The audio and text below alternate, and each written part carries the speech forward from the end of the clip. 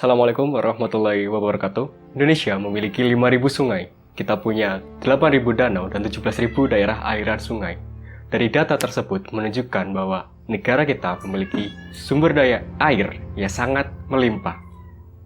Tapi sayangnya, dari waktu ke waktu, sumber daya air tersebut kualitasnya semakin menurun. Mari kita fokus kepada sungai di Indonesia. Menurut Bapak Irwan Gunawan, beliau adalah Direktur Forest and Freshwater dari Worldwide Fund Nature Indonesia, mengatakan bahwa dari 550 sungai yang tersebar di Indonesia, 82% dalam keadaan tercemar. Dan beliau menegaskan bahwa 52 sungai strategis di Indonesia sudah dalam keadaan tercemar. Jika kita berbicara tentang dampak air yang tercemar, otomatis kita akan berbicara juga tentang kualitas air minum.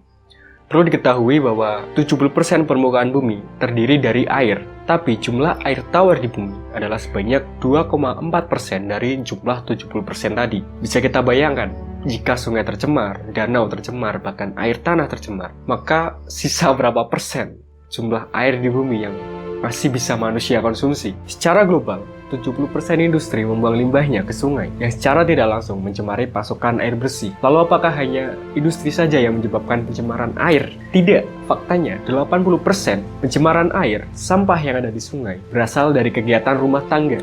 80%. Hal ini menunjukkan betapa rendahnya kesadaran masyarakat.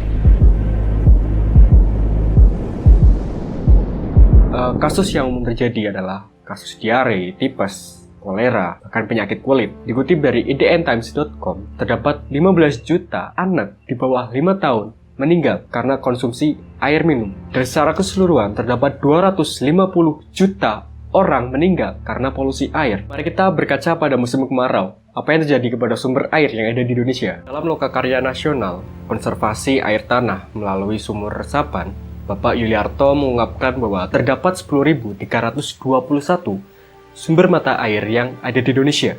Namun dalam kurun waktu 10 tahun terakhir, jumlahnya berkurang sebanyak 40%. Bisa kita bayangkan apa yang akan terjadi 50-100 tahun ke depan jika kondisi masyarakat masih seperti sekarang. Dari semua hal di atas, dapat disimpulkan bahwa air sangat penting bagi kehidupan kita. Mari kita rawat air kita bersama-sama. Mari kita perbaiki diri. Mari kita ingatkan yang salah. Mari kita perlakukan sampah sesuai dengan mestinya. Mari kita lakukan gerakan peduli air seperti sekarang ini. Dan yang paling penting adalah, mari kita lakukan sekarang.